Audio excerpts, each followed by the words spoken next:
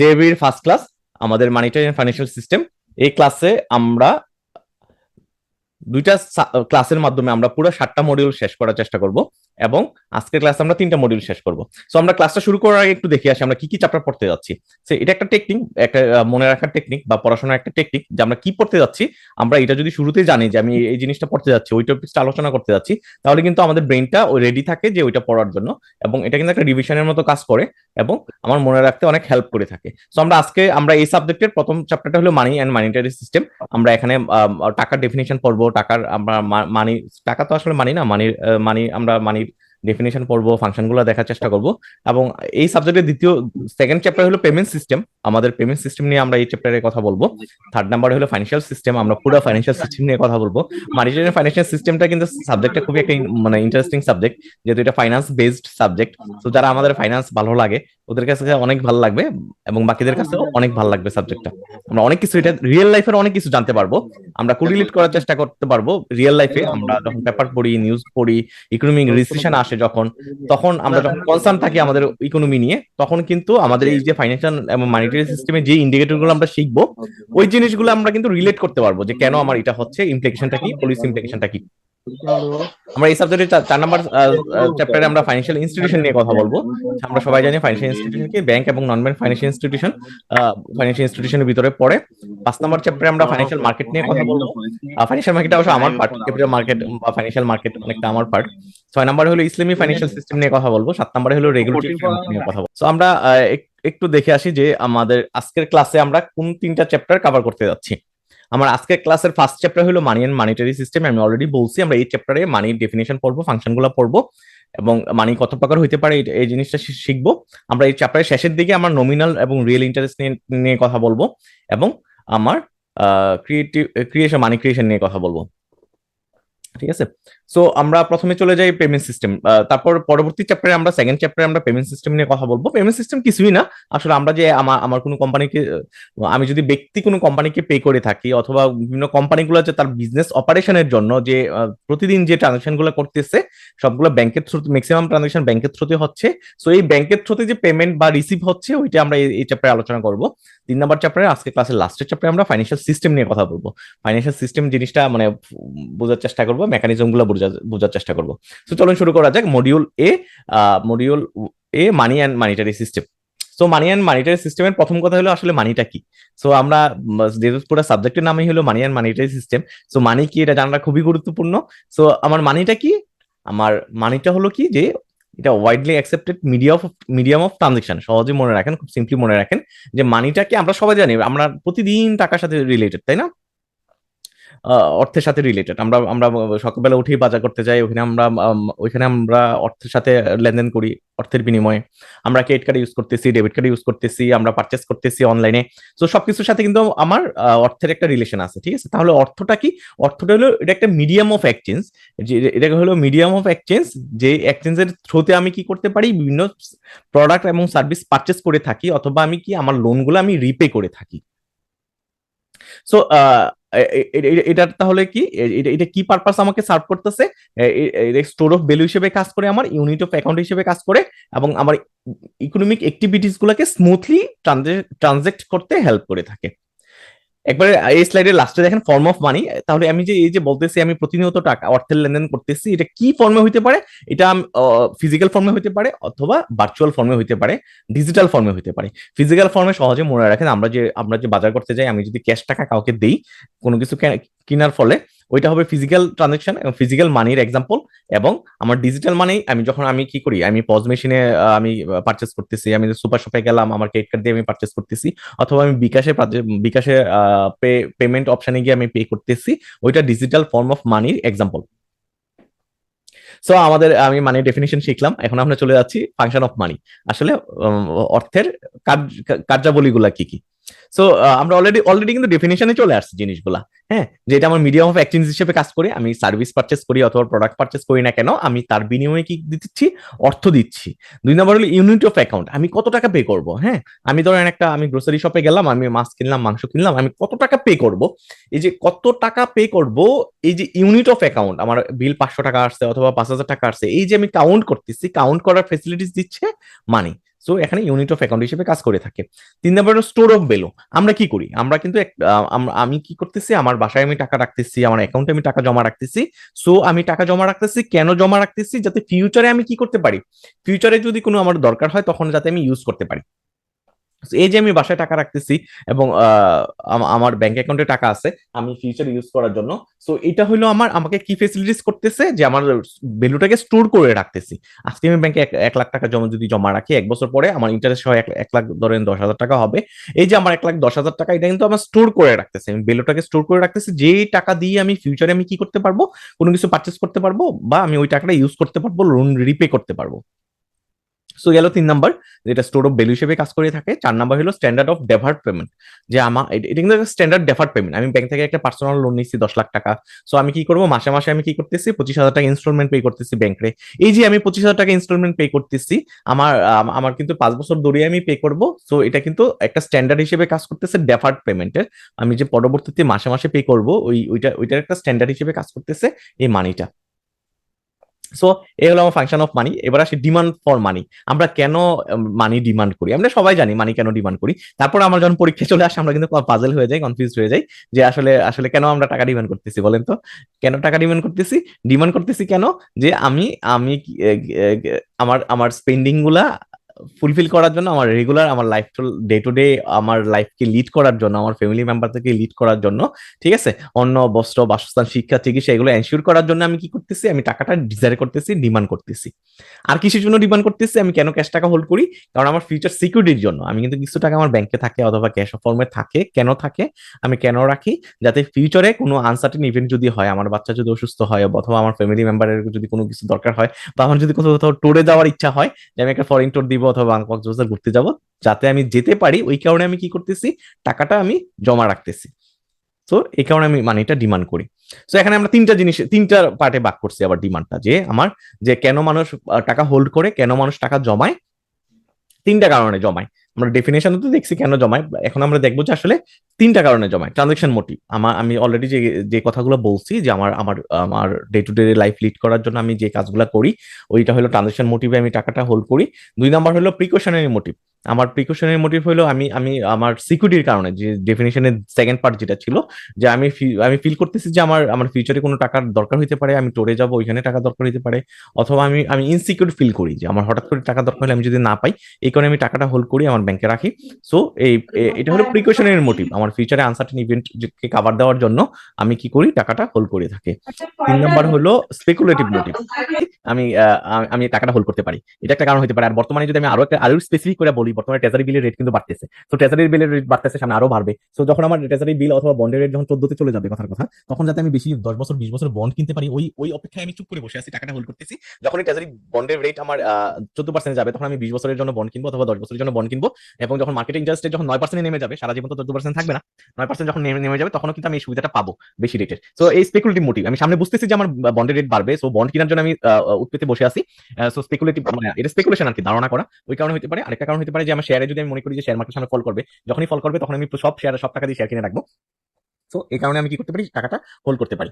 সেই ছিল আমার, আমি কেন টাকা ডিমান্ড করি। সো এখন চলে যাচ্ছি আমরা আর পরবর্তী কোশ্চেনে। আমরা যদি একটু পেছনে তাকাই, আমরা কি কি শিখে আসছি একটু দেখি তো। আমরা খুব শুধু শুধু যে সামনে গেলেই হবে না, আমাকে অনেক সময় মাঝে মাঝে আমি কি করবো, যে একটু পেছনে যাব দেখার জন্য, যে আমি আসলে যে আমরা এতক্ষণ কি পড়ছি একটু রিভিশন দেওয়ার জন্য আমরা একটু পেছনেও যাবো অনেক সময়, ঠিক আছে। সো একটু পেছন থেকে দেখে আসি আমরা কি কি পড়ছি। আমরা শুরুতে কি পড়ছি, মানি ডেফিনেশন পড়ছি, মানির ফাংশন পড়ছি, তারপর আমরা টাকা কেন ডিমান্ড করি এই জিনিসটা পড়ছি, ঠিক আছে।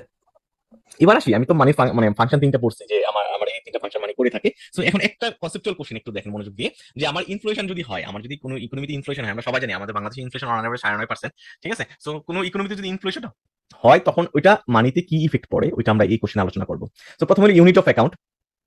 সো আমার এটাকে কিন্তু আমাকে ডিফিকাল্ট করে ফেলে, যে ইউনিট অফ অ্যাকাউন্ট আমার জন্য ডিফিকাল্ট হয়। আমি আজকে যে প্রোডাক্টটা ছিল হচ্ছে 100 টাকা, ওইটা কিন্তু 100 টাকা থাকবে না, ইনফ্লেশনের কারণে কিন্তু 109 টাকা হয়ে যাবে।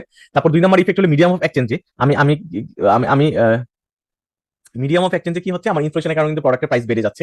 মিডিয়াম অফ এক্সচেঞ্জ আমি কি করতেছি, কোনো প্রোডাক্ট আজকে যে টাকা দিয়ে কিনতে পারবো, ইনফ্লেশনের কারণে 2 মাস পরে কিন্তু ওই প্রাইসে আমি প্রোডাক্টটা পাবো না, ওই প্রোডাক্টের প্রাইস বেড়ে যাবে।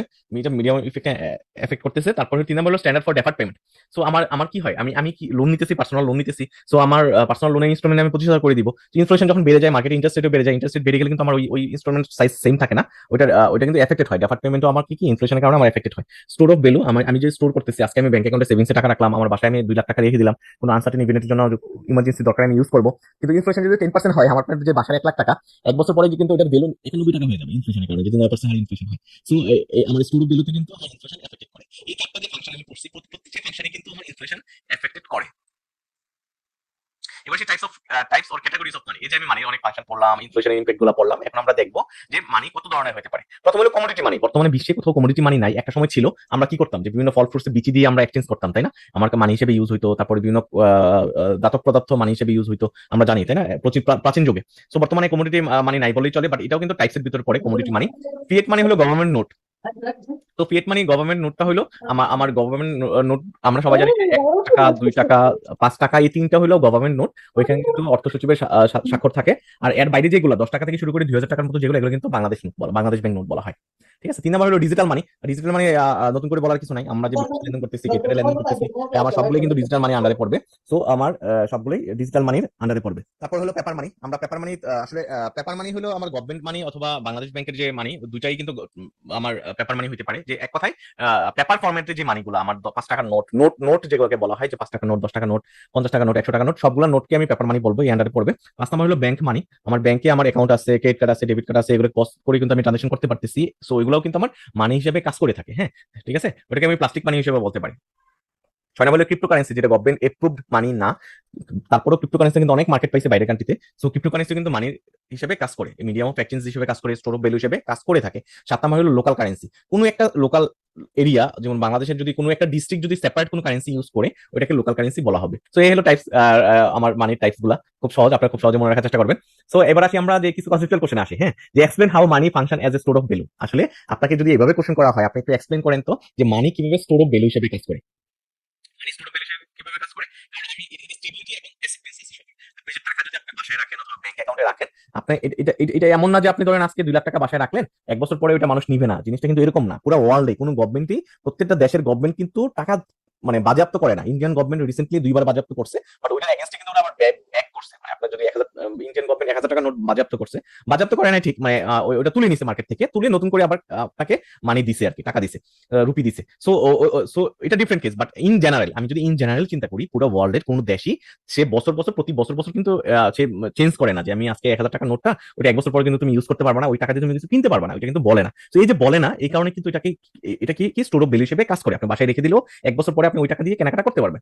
এবং স্টেবিলিটি, কারণ এই যে আপনি দেখেন কারেন্সিগুলো কিন্তু খুব পেপারগুলো যদি খেয়াল করে থাকেন, আপনি আপনার বাসায় যে পড়াশোনার যে পেপার বা খাতা যে পেজগুলো, ওই পেজের কোয়ালিটি এবং টাকার যে কোয়ালিটি, ওই কোয়ালিটি কিন্তু এক না, ডিফারেন্ট। হ্যাঁ, বেসিক্যালি প্রত্যেক দেশের গভর্নমেন্ট টাকাগুলা, সরি মানে ওই দেশের কারেন্সিগুলোকে খুব ভালো পেপারে রেডি করে, যাতে এটা মানে লংজিবিলিটি হয়, ইউজেবল হয় এবং ডিউরেবিলিটি থাকে। সো আপনি এভাবে এক্সপ্লেন করবেন যদি এই কোশ্চেনটা আসে। সেকেন্ড হলো, is money only store of value. আমরা যখন কথা বলতেছি যে মানি স্টোর অফ ভ্যালু হিসেবে কাজ করে, শুধু কি মানি স্টোর অফ ভ্যালু হিসেবে কাজ করে, আর কোনো কিছু নাই? অ্যান্সার হলো না। শুধু only money store of value হিসেবে কাজ করে না, তার বাইরেও আপনি বন্ড কিনে রাখতে পারেন, আপনি শেয়ার কিনে রাখতে পারেন, আপনি রিয়েল এস্টেট জমি কিনে রাখতে পারেন। সো ওইগুলো কিন্তু আপনি স্টোর অফ ভ্যালু হিসেবে কাজ করে। আপনি যদি আজকে যুবসুন্দর এলাকায় যদি জমি কিনেন, আপনি 10 বছর পরে বলেন না 10 বছরে 10 গুণ হয়। সো আপনার কিন্তু টাকা বাড়তেছে, মানে ভ্যালু কিন্তু বাড়তেছে, অ্যাসেটের ভ্যালু বাড়তেছে। সো এটাও কিন্তু আবার স্টোর অফ ভ্যালু হিসেবে কাজ করে। সো সুন্দর অ্যান্সার, আপনি এগুলো খুব সিম্পলি মনে রাখবেন, খুব সহজ অ্যান্সার দিবেন। 3 নম্বর কোশ্চেন যদি আসে, what is the difference between money as a store of value and the other asset. আপনার ডিফারেন্সটা কি? আমি টাকা কমে যদি আমি মানিটাকে স্টোর অফ ভ্যালু করি, এবং অন্য অ্যাসেট রিয়েল এস্টেট ফর্মে যদি আমি স্টোর ভ্যালুটা স্টোর করি, ডিফারেন্সটা কি? সিম্পলি মনে রাখেন লিকুইডিটি। আপনার কাছে যদি 1 লাখ টাকা নোট থাকে, 10টা নোট, সরি 1 লাখ টাকা যদি ক্যাশ ফর্মে থাকে, ওইটা যত সহজে আপনি ইউজ করতে পারবেন। আপনার যদি জমি থাকে বসুন্ধরাতে অথবা কোনো এলাকায় যদি জমি থাকে, আপনার নামে যদি ফ্ল্যাট থাকে, আপনাকে কিন্তু ওটা সেল করার দরকার হয়। আপনি চাইলেই সেল করতে পারতেছেন না, তখন আপনাকে কাস্টমার খোঁজার দরকার হয়। তারপর অনেক ইস্যু থাকে আর কি, লিগ্যাল ইস্যু থাকে। সো এই যে আপনি এইটাই ডিফারেন্স, লিকুইডিটি হলো মেইন ডিফারেন্স। হ্যাঁ, লিকুইডিটি, রিস্ক, কমপ্লেক্সিটি, এই 3টা ডিফারেন্স। আমি যদি মানিকে স্টোর ভ্যালু হিসেবে কাজ না করি, যদি অন্য কোনো অ্যাসেটকে যদি আমি স্টোর করি ভ্যালু হিসাবে, তাহলে কিন্তু আমি লিকুইডিটি পাচ্ছি না, রিস্ক এখানে জড়িত, কমপ্লেক্সিটি জড়িত। খুব ইজি জিনিসটা। এবার 4 নম্বরে আসি। আমরা অনেকগুলো কনসেপ্টুয়াল কোশ্চেন করতেছি, বাট এগুলো কোনোটাই খুব কঠিন না, আপনি জাস্ট শুধু সিম্পলি মনে রাখেন। আর long term bond store of value, হ্যাঁ, লং টার্ম বন্ড অবশ্যই স্টোর অফ ভ্যালু হিসেবে কাজ করে। আপনি যদি গভর্নমেন্টের যদি 10 বছর, আমি একটু আগে গভর্নমেন্ট বন্ডের কথা বলছিলাম, আপনি যদি 10 বছরের বন্ড কিনেন, 10 বছর পরে কিন্তু আপনি ইন্টারেস্ট এবং প্রিন্সিপাল সহ ফেরত পাবেন। সো এটা কিন্তু আপনার স্টোর অফ ভ্যালু হিসেবে কাজ করতেছে, অবশ্যই স্টোর অফ ভ্যালু হিসেবে কাজ করতেছে।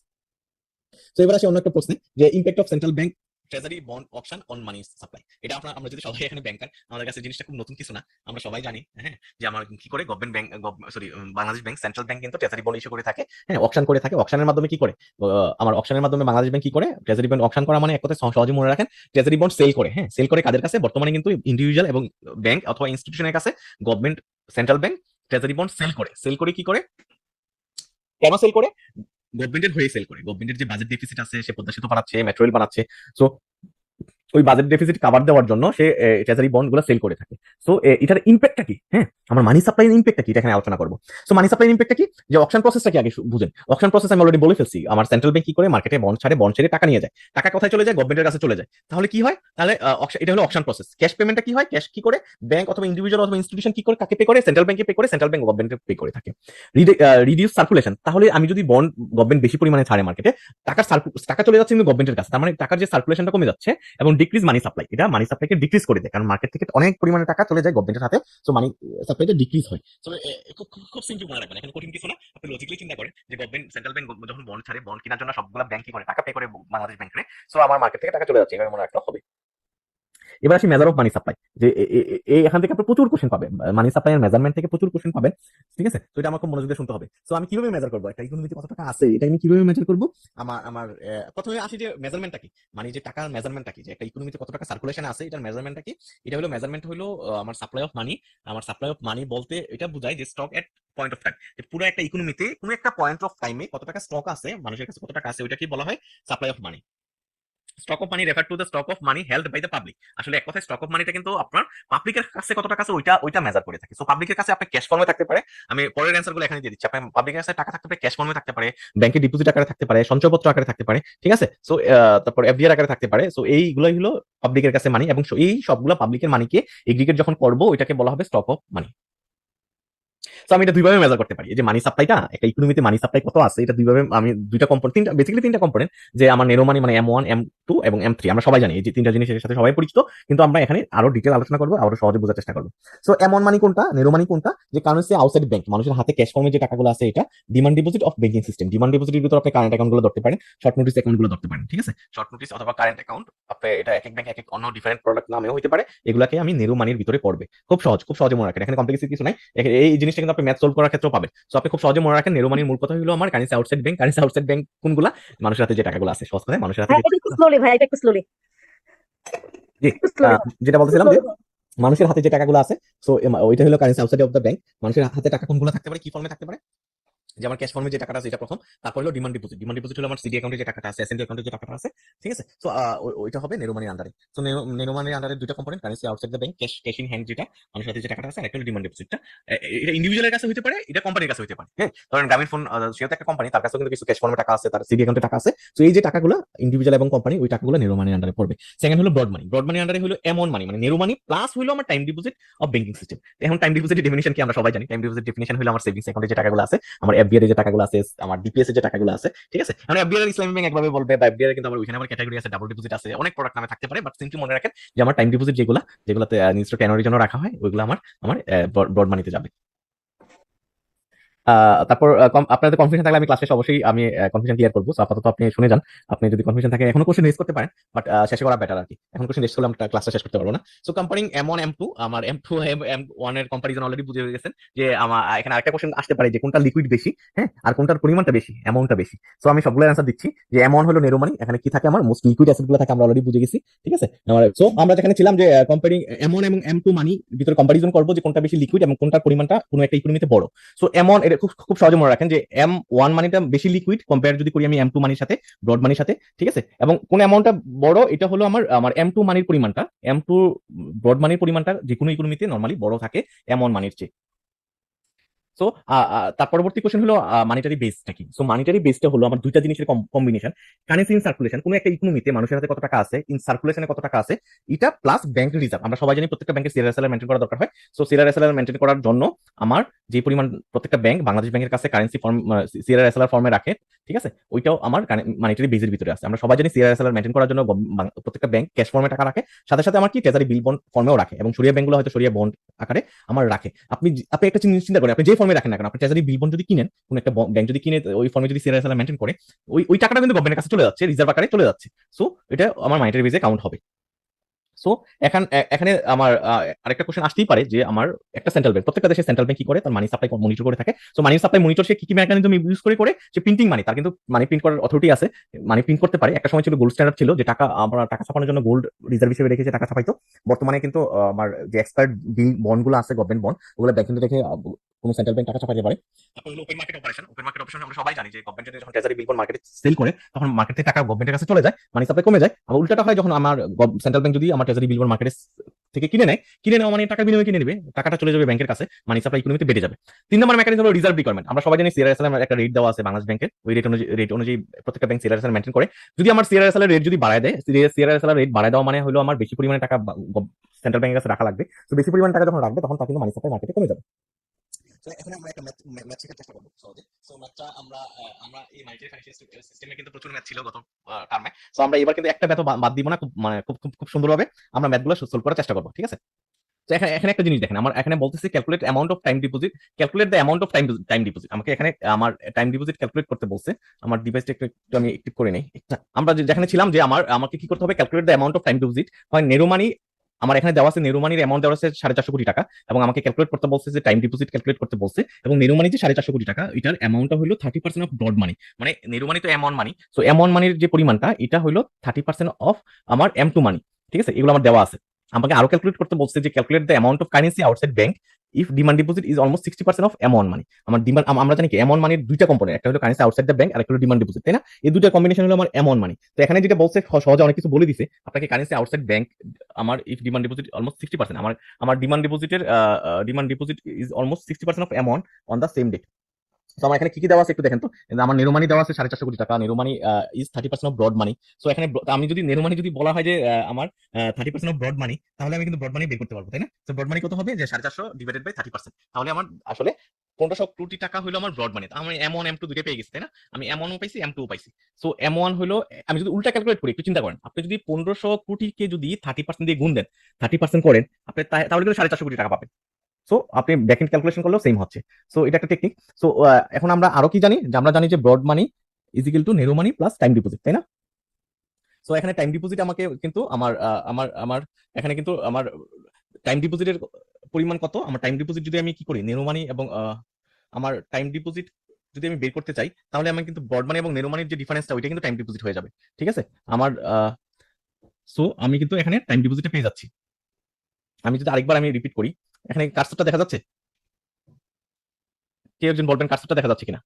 জি দেখা যাচ্ছে। দেখা যাচ্ছে। আচ্ছা আচ্ছা, আমি তাহলে আরো সহজ হয়েছে। আমরা যদি শুরুতে যাই, আমার দেওয়া আছে কি নেরো মানি হলো 450 কোটি টাকা, ঠিক আছে? নেরো মানি বলছে 30% অফ ব্রড মানি। সো আমি কিন্তু এখানে ব্রড মানি বের করতে পারতেছি, যে আমি 450 যদি ডিভাইড করি 30% দিয়ে, তাহলে কিন্তু ব্রড মানি আমি বের করতে পারতেছি। সো আমি নেরো মানি পেলাম 450 কোটি টাকা, ব্রড মানি পেলাম 1500 কোটি টাকা, আমি দুটো পেয়ে গেলাম। তাহলে আমি এখান থেকে কি পারি, কি বের করে টাইম ডিপোজিট বের করতে পারবো, কারণ কি আমার নেরো মানি এবং টাইম ডিপোজিট মিলেই কিন্তু আমার ব্রড মানি হয়, মানে 1500 কোটি টাকা হয়, ঠিক আছে? সো আমার এই 1500 কোটি টাকা, আমি আবার বলতেছি, এই 1500 কোটি টাকা হলো আমার নেরো মানি, মানে এমন মানি এবং টাইম ডিপোজিট মিলে। সো আমি M1 মানে কিন্তু জানি 450 কোটি টাকা, এবং আমি M2 জানি হলো 1500 কোটি টাকা। সো ডিফারেন্সটা হলো আমার টাইম ডিপোজিট হলো 1050 কোটি টাকা। সো আমি একটা অ্যান্সার পেয়ে গেছি। কার কনফিউশন এটাতে? না, কোনো কনফিউশন নেই। সিম্পল একটা ম্যাথ। তারপরে আমি যাচ্ছি, তারপরে কি দেওয়া আছে, আমাকে বলতেছে যে ডিমান্ড ডিপোজিট 60% অফ এমন। সো ডিমান্ড ডিপোজিট হলো 60% অফ এমন। আমি একটা জিনিস চিন্তা করেন, এমন কি দুটো কম্পোনেন্ট আছে, একটা হলো আমার ডিমান্ড ডিপোজিট আর একটা হলো ক্যাশ ইন সার্কুলেশন, ঠিক আছে? সো আমি যদি ডিমান্ড ডিপোজিট 60% হয়, ক্যাশ ইন সার্কুলেশন 40%, তাই না? সো ডিমান্ড ডিপোজিট হলো 450 কোটি, 60% 270 কোটি টাকা। সো আমি যদি ডিমান্ড ডিপোজিট যদি আমার 270 কোটি টাকা হয়, তো আমি যদি 450 থেকে যদি 270 বাদ দিই, তাহলে আমি কারেন্সি ইন সার্কুলেশন পাচ্ছি। সো খুব সিম্পল একটা ম্যাথ, শুধু যোগ বিয়োগের ব্যাপার। তারপরে যদি না বুঝেন, আমি আজকে ক্লাস শেষে আমি এটা আবার রিপিট করবো, যেহেতু আমাদের টাইমটা একটু কনস্ট্যান্ট আছে, সো আমরা একটু দ্রুত যাবো। এবার আসি আমরা what constitute non legal tender of মানি। এটা হলো আপনি সহজভাবে ক্রিপ্টোকারেন্সির কথা চিন্তা করেন। ক্রিপ্টোকারেন্সি কিন্তু ওয়ার্ল্ডে, বাংলাদেশে কিন্তু এলাও না, হ্যাঁ? বাংলাদেশে ক্রিপ্টোকারেন্সি এলাও না। গভর্নমেন্ট কিন্তু আপনার বাংলাদেশ ব্যাংক কিন্তু সার্কুলার দিয়ে বলে দিছে ক্রিপ্টোকারেন্সি ট্রানজাকশন করা, ক্রিপ্টোকারেন্সি ইনভেস্ট করা, হ্যাঁ, এটা হলো এলাও করে না, গভর্নমেন্ট এলাও করে না। ইভেন ক্রিপ্টোকারেন্সি তো আপনি ইউরোপ আমেরিকার প্রোডাক্ট, ওইখানেও কিন্তু গভর্নমেন্ট এটা এলাও করে নাই, যে আমার এটা গভর্নমেন্টের এলাউড কারেন্সি না। সো এই যে গভর্নমেন্ট এলাউড কারেন্সি না, ওইটাকে বলা হয় non legal tender of money. Inclusion of asset in monetary aggregate আমার এই যে inclusion of asset in monetary aggregate আমি কিছু স্পেসিফিকলি এক্সাম্পল এখানে শিখবো যে প্রতি স্পেসিফিক এক্সাম্পল দিয়ে বলবো এটা কি এমন পড়ে না এম টু তে পড়ে। হ্যাঁ, কারেন্সি আউটসাইড ব্যাংক মানে আমাদের হাতে যে টাকাগুলো আছে এটা হলো এমন পড়বে ইয়েস এমন ইয়েস এম টু ইয়েস আমরা জানি এম টু এর ভিতরে এমন গুলো জড়িত মানে ঢুকে যায় আর কি। হ্যাঁ, M two is equal to এমন প্লাস হলো ডিমান্ড ডিপোজিট, এই কারণে এটা এম টু এর পার্ট এমন এর পার্ট। খুবই সিম্পল। এই জিনিসগুলো কিন্তু ম্যাথও দরকার হবে, আপনার কনসেপচুয়াল কোশ্চেনের জন্য দরকার হবে। 2 নম্বর এক্সাম্পল হলো ডিমান্ড ডিপোজিট। আমরা সবাই জানি ডিমান্ড ডিপোজিট হলো এম টু এর পার্ট, তাই না? সরি এম এর পার্ট মানে সিডি অ্যাকাউন্টে যে টাকাগুলো, সো এটা M one yes M two yes. Time deposit M এর পার্ট না, এটা আমরা এফবিআর বলি আমার ডিপিএস বলি, এগুলো এম এর পার্ট না, নেও মানির পার্ট না, এটা ব্রড মানির পার্ট। সো এগুলো আমরা অলরেডি শিখে আসছি। চেকেবল ডিপোজিট হলো আমার এম এর পার্ট, মানে ঠিক আছে, অনেক ক্ষেত্রে এটা এম টু এর পার্ট। আমার মানি সাপ্লাই মেজারমেন্ট গুলো কি কি আমরা অলরেডি জানি। মানি সাপ্লাই মেজারমেন্ট হলো ব্রড মানি, নেরো মানি, এই দুটো হলো মানি সাপ্লাই মেজারমেন্ট। আমার ডিফারেন্সটা কি কি? আমার ডিফারেন্স হলো লিকুইডিটি ডিফারেন্স। এম ওয়ান হলো মোর লিকুইড আমার ফর্ম এবং এম টুটা হলো আমার লেস লিকুইড। কম্পোনেন্ট গুলো কি কি আমরা অলরেডি শিখছি। এম ওয়ান এর কম্পোনেন্ট হলো আমার কারেন্সি এবং চেকিং অ্যাকাউন্ট গুলো, সিডি অ্যাকাউন্টের টাকাগুলো।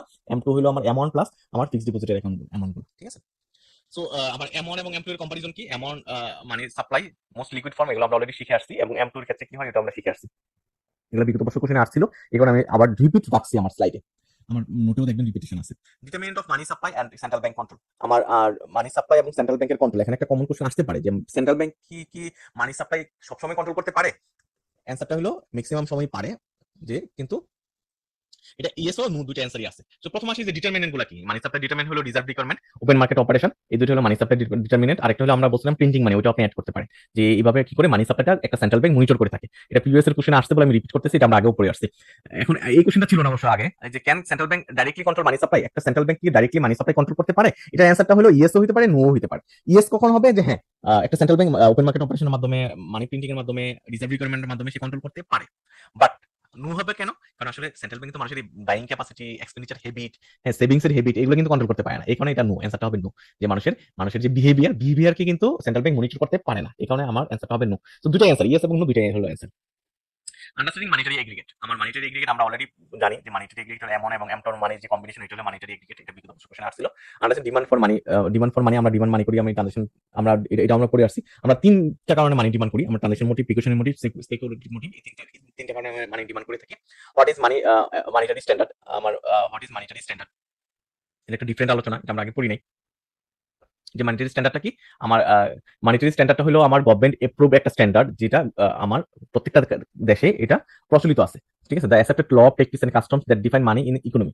যেমন আমার একটা সময় ছিল গোল্ড স্ট্যান্ডার্ড ছিল, হ্যাঁ গোল্ড স্ট্যান্ডার্ড ছিল একটা সময়, যে গোল্ড আমার কোনো একটা ইকোনমিতে কত টাকা কারেন্সি ইন সার্কুলেশনে থাকবে, একটা সেন্ট্রাল ব্যাংক কত টাকা ছাপাইতে পারবে। আমি খুব সহজ করে যদি বলি, মানিটারি স্ট্যান্ডার্ড হলো ওই স্ট্যান্ডার্ড যে কোনো একটা স্ট্যান্ডার্ড ফলো করে, ওই স্ট্যান্ডার্ড ফলো করবে যে স্ট্যান্ডার্ডের ফলে একটা ইকোনমিতে কত টাকা একটা সেন্ট্রাল ব্যাংক ছাপাইতে পারবে, ঠিক আছে, ওইটা ডিফাইন করে দেয়। একটা সময় গোল্ড স্ট্যান্ডার্ড, সেন্ট্রাল ব্যাংক টাকা ছাপাইতে গেলে তাকে গোল্ড রিজার্ভ হিসেবে রাখা লাগতো, তার বল্টে গোল্ড রেখে সে যদি 100 কোটি টাকার গোল্ড স্বর্ণ তার বল্টে থাকতো, তখন সে 100 কোটি টাকায় ছাপাইতে পারতো, তার বেশি পারতো না। এখন কিন্তু কোনো দেশে আসলে আমার গোল্ড স্ট্যান্ডার্ডটা ফলো করে না।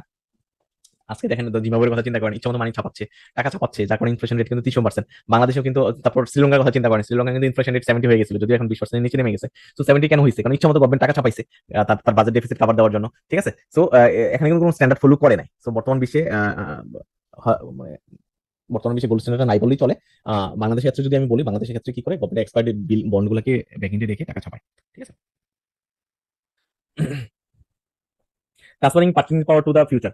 সো আমার আমার এটা 97 ব্যাংকিং প্রফেশনাল এক্সামে আসছিল, যে আমার transferring purchasing power to the future, যে আমি যদি আমার পার্চেসিং পাওয়ারটা ফিউচারে ট্রান্সফার করতে চাই, আমি মানি ফর্মে করতে হবে, ঠিক আছে। এটা মানি পারে আমার পার্চেসিং পাওয়ারটা ফিউচারে ট্রান্সফার করতে। হ্যাঁ, বিভিন্ন অন্য অ্যাসেট ফর্মেও সম্ভব হয়। আন্ডারস্ট্যান্ডিং মানি সাপ্লাই। আমার মানি সাপ্লাই এটা আমরা অবশ্য পড়ে আসছি, এগুলো রিপিটেড পড়া, এখানে আমি ডিটেল যাচ্ছি না, শর্টকাটে যাচ্ছি। যে আমার কোনো একটা কারেন্সিতে, কোনো একটা ইকোনমিতে কত টাকা মানি আছে, ওইটাই হলো মানি সাপ্লাই, এম ওয়ান এবং এম টু ফর্মে।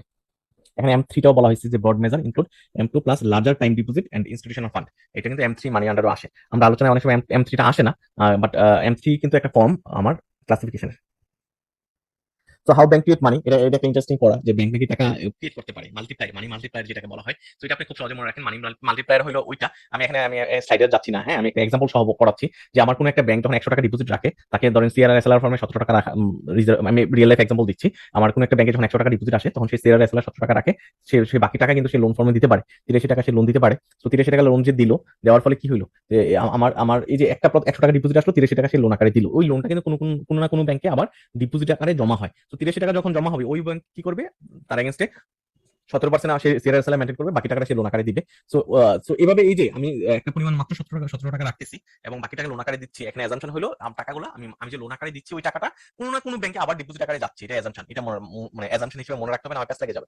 সো এই যে আমার ডিপোজিট আকারে যাচ্ছে, আমি সিআরএসএল মেনটেন করে বাকি টাকা লোন আকারে দিচ্ছি, যে 100 টাকাটা কিন্তু 100 টাকা থাকতেছে না, মাল্টিপ্লাই হচ্ছে বিভিন্ন ব্যাংকের হাত ধরে, এটাকে বলা হয় money multiply. Bitcoin as an alternative of cash currency, বিটকয়েনটা আমরা সবাই জানি এটা ক্রিপ্টোকারেন্সি টাইপের কারেন্সি, যেটা গভর্নমেন্ট এপ্রুভ কারেন্সি না। এটা কি আমার ক্যাশের অল্টারনেটিভ হিসেবে কাজ করে? অ্যান্সার হলো ইয়েস। আমার ক্রিপ্টোকারেন্সি আমার ক্যাশ কারেন্সির অল্টারনেটিভ হিসেবে কাজ করে, এটা ডিজিটাল মানির একটা ফর্ম, যদিও এটা গভর্নমেন্ট এপ্রুভ না। আমরা এই চ্যাপ্টারের প্রায় শেষে চলে আসছি, তারপর আমরা একটা বিরতিতে যাবো। সো আমার নমিনাল এবং রিয়েল ইন্টারেস্ট রেটের ডিফারেন্সটা পড়বো। আমরা সবাই জানি যে নমিনাল ইন্টারেস্ট রেট ওইটা যেটাতে ইনফ্লেশন অ্যাডজাস্টেড না, বাট রিয়েল ইন্টারেস্ট রেট হলো ওই ইন্টারেস্ট রেট যেখানে ইনফ্লেশন অ্যাডজাস্ট করা থাকে। ঠিক আছে, আমার ইনফ্লেশন অ্যাডজাস্টমেন্ট এটা আমি অলরেডি বলে রাখছি ডেফিনিশনই। সো আমার does not account for inflation, আমার নমিনাল ইন্টারেস্ট রেট ইনফ্লেশনটা সেই কনসিডার করে না, বাট আমার রিয়েল ইন্টারেস্ট রেটে সেই ইনফ্লেশনটা কনসিডার করে। মেজার অফ ভ্যালু আমার reflect actual interest and paid earned, এখানে নমিনাল ইন্টারেস্ট রেটে এখানে শুধু আমার অ্যাকচুয়াল ইন্টারেস্টটাই কাউন্ট করে, বাট রিয়েল ইন্টারেস্টে আমি যদি ধরেন কোনো ব্যাংকে টাকা রাখছি, আমার ইন্টারেস্ট পাইছি 10% হারে, ওই ইকোনমিতে ইনফ্লেশনের 7% হারে, সো আমি কিন্তু রিয়েল ইন্টারেস্ট পাচ্ছি হলো আমার রিয়েল ইন্টারেস্ট রেট হলো মাত্র 3%, তাই না? সো এখানে কিন্তু আমার রিয়েল ইন্টারেস্ট রেটে কিন্তু আমি ইনফ্লেশনকে বাদ দিয়ে আমি হিসাব করতেছি, বাট নমিনাল ইন্টারেস্টে কিন্তু ইনফ্লেশন বাদ দিচ্ছি না। 4 number difference economic decision making, আমার নমিনাল ইন্টারেস্ট রেটে আমার effect borrowing cost and investment decision, কিন্তু আমার রিয়েল ইন্টারেস্ট রেটে কিন্তু আমার গাইড করে কি আমার ট্রু রিটার্নটা মেজার করতে হেল্প করে। আমার ইকোনমিক ডিসিশন মেকিং এ আমার রিয়েল ইন্টারেস্ট রেট ট্রু রিটার্নটা মেজার করতে হেল্প করে। তো এই ছিল 5টা ডিফারেন্স, আমার পলিসি ইমপ্লিকেশন, আমার পলিসি ইমপ্লিকেশন একটা ডিফারেন্স, তো এটা দেখে নেবেন। সো এই ছিল 5টা ডিফারেন্স। আমরা এই চ্যাপ্টারের প্রায় শেষে চলে আসছি, আমরা ফাইন্যান্সিয়াল সিস্টেম ওভারভিউ, আমরা ফাইন্যান্সিয়াল সিস্টেম নিয়ে কথা বলবো এই চ্যাপ্টারের শেষে। ফাইন্যান্সিয়াল সিস্টেমটা কি? ফাইন্যান্সিয়াল সিস্টেমটা হলো আমার কি, আপনি খুব সহজে চিন্তা করেন তো, আমি এটা থিওরি ডেফিনিশনে যাওয়ার আগে একটু চিন্তা করেন, আমরা বাংলাদেশের যে ফাইন্যান্সিয়াল সিস্টেম বলি, আমরা ফাইন্যান্সিয়াল সেক্টর বলি, ফাইন্যান্সিয়াল সেক্টরে কি আছে? আমার ব্যাংক আছে, লিজিং কোম্পানি আছে, ইন্স্যুরেন্স আছে, তাই না? সো এই যে bank, insurance company, leasing company বা অথবা আমার মার্চেন্ট ব্যাংক, সো এগুলো ফাইন্যান্সিয়াল ইনস্টিটিউশনের আন্ডারে পড়ে। সো এই যে ওদের কাজটা কি, ওরা কি করতেছে, আমার যাদের সারপ্লাস টাকা আছে ওদের কাছে ডিপোজিট আকারে টাকা নিচ্ছে, এবং আমার যে যারা ডেফিসিট ইউনিট আছে, যারা ব্যবসায়ী আছে, ব্যবসায়ীদের কাছ থেকে ব্যবসায়ীদেরকে কি করতেছে, লোন আকারে টাকাটা দিচ্ছে। এই যে আমার সারপ্লাস ইউনিট থেকে টাকা নিয়ে ডেফিসিট ইউনিটকে লোন দেওয়া, এই যে সিস্টেমটা, এটাই হলো ফাইন্যান্সিয়াল সিস্টেমের মূল কথা। ঠিক আছে, যে ফাইন্যান্সিয়াল সিস্টেম, ফাইন্যান্সিয়াল ইনস্টিটিউশনগুলো এই যে জিনিসটা ফ্যাসিলিটেট করে থাকে, মেকানিজমটা অ্যাপ্লাই করে সে এই জিনিসটাকে সুবিধা দিয়ে থাকে কোনো একটা ইকোনমিতে, এটাই হলো ফাইন্যান্সিয়াল সিস্টেম। সো ফাইন্যান্সিয়াল সিস্টেমের কোর কম্পোনেন্টগুলো কি কি? ব্যাংক এবং financial institution, financial market, financial instrument, আমার ফাইন্যান্সিয়াল ইনস্ট্রুমেন্টগুলো কিন্তু আমার কম্পোনেন্ট, রেগুলেটরি বডি এবং মানি, এই 5টা হলো আমার কম্পোনেন্ট যেটা পুরো ফাইন্যান্সিয়াল সিস্টেমের। তো 5টা আমরা সবাই জানি এই জিনিসগুলো, আমরা ডিটেল পরবর্তীতে আলোচনা করবো। কনস্টিটিউয়েন্ট অফ মানিটারি সিস্টেম, আমার মানিটারি সিস্টেমের কনস্টিটিউয়েন্ট গুলা কি কি? যে আমার সেন্ট্রাল ব্যাংক একটা কম্পোনেন্ট, হ্যাঁ, মানিটারি মানে আমরা সবাই জানি সেন্ট্রাল ব্যাংকের মূল কাজ হলো মানি সাপ্লাই কন্ট্রোল করা, ইনফ্লেশন কন্ট্রোল করা, এমপ্লয়মেন্ট জেনারেট করা। সো এটা করার জন্য সে কি করে, মানিটারি পলিসি দেয় টাইম টু টাইম। ঠিক আছে, এটার সাথে সেন্ট্রাল ব্যাংক জড়িত, কারেন্সি জড়িত, ঠিক আছে, তারপর কমার্শিয়াল ব্যাংক গুলো জড়িত, মানিটারি পলিসিটা জড়িত, এই সবগুলো মিলিয়ে হলো আমার মানিটারি সিস্টেম। সো আমরা এই চ্যাপ্টারে প্রায় শেষের দিকে চলে আসছি। শেষে যাওয়ার আগে আমরা সিম্পল দুইটা ম্যাথ দেখবো। আমাকে বলতেছে from the following line of item indicate if the M1 M2 neither. আমার এই নিচের আইটেমগুলো, আমরা যে 6টা আইটেম দেওয়া আছে ফার্স্ট টেবিলে, এই ফার্স্ট টেবিলে 6টা আইটেমের ভিতরে কোনটা M1 এর ভিতরে পড়ে, M2 এর ভিতরে পড়ে। এটা 97 তে আসছিল, সো 98 তে আসবে না তা না, 98 তে আসবে হয়তো। আপনি এই এক্স্যাক্টলি এরকম টাইপের কোশ্চেন হবে না, বাট আপনি কিন্তু ম্যাথ কিন্তু এই টাইপের আসতে পারে। সো এটা খুব দরকারি একটা কোশ্চেন, একটু মনোযোগ দিয়ে শুনেন। আপনারা সহজে বলেন তো, প্রথম যে আইটেমটা line of credit with your bank, line of credit কি M1 এ পড়ে না M2 তে পড়ে? লাইন অফ ক্রেডিট মানে কি? আপনি গ্যারান্টি মানে আপনি লোন নিচ্ছেন আর কি, লোনটা কি M1 এ পড়ে না M2 তে পড়ে? কোনোটাতেই পড়ে না। লোন তো কোনো, আমার লোন আমি নিলাম, আমার লোন স্যাংশন হয়েছে, হ্যাঁ, বা আমি ওভারড্রাফট ফেসিলিটিস নিচ্ছি, ওভারড্রাফট ফেসিলিটিসটা কিন্তু কোনো মানি না, কারেন্সি না, এটা M1 এ পড়ে না, M2 তে পড়ে না, এটা ব্রডার মানিও না, নেরো মানির ভিতরে পড়ে না, কারণ এটা আমাকে ব্যাংক লোন স্যাংশন করছে। 2 নম্বরে মানি ইন ইউর পকেট, আপনার পকেটে যে টাকাটা আছে এটা M1 এ পড়ে, কারেন্সি ইন সার্কুলেশনে পড়ে, তাই না? সো এটা আমরা সবাই জানি, অলরেডি পড়ে আসছি। Money in your checking account, আপনার চেকিং অ্যাকাউন্ট মানে সিডি অ্যাকাউন্টে যে টাকাটা আছে এটা M1 এ পড়ে। And FDR issued from your bank, so FDR টা আমার M2 এর ভিতরে পড়বে। তারপর value of traveller cheque in your hand, আমার ট্রাভেলার চেকটা কিন্তু যে কোনো সময় এনকেশ করা যায়, সিডি অ্যাকাউন্টের মতো কাজ করে, সো এটা M1 এ পড়বে। এবং লাস্ট হলো সঞ্চয়পত্র, আমার সঞ্চয়পত্র যখন আমি কিনি, সঞ্চয়পত্র কিনা মানে হলো গভর্নমেন্টের কাছে টাকাটা চলে যাওয়া, গভর্নমেন্টের টাকার কাছে যখন টাকাটা চলে যায়, এটা কিন্তু M1 এ পড়ে না, M2 তে পড়ে না। সো আমাকে আরো বলছে যে এই যে নিচে আইটেম গুলো দেওয়া আছে, এই আইটেম গুলোতে আমার M1 এবং M2 ক্যালকুলেট করতে বলছে। তো এটা খুবই সিম্পল, আমরা সবাই পড়ে আসছি যে কারেন্সি ইন সার্কুলেশন M1 এ পড়বে, currency in till of demand DM base, এটা আমার M1 এ পড়বে, ডিমান্ড ডিপোজিট M1 এ পড়বে, আদার চেকিং ডিপোজিট হলো আমার আদার চেকিং ডিপোজিট, এটাও M1 এ পড়বে। তাই M2 তে কি পড়বে, টাইম ডিপোজিট পড়বে, মানি মার্কেট মিউচুয়াল ফান্ড পড়বে M2 তে, লাস্টে দুটো হলো M2 তে পড়বে, প্রথম এগুলো হলো M1 এ পড়বে। তো আপনি যদি এমন গুলো যোগ করেন তাহলে অ্যান্সার হয়ে যাবে, খুব সহজ।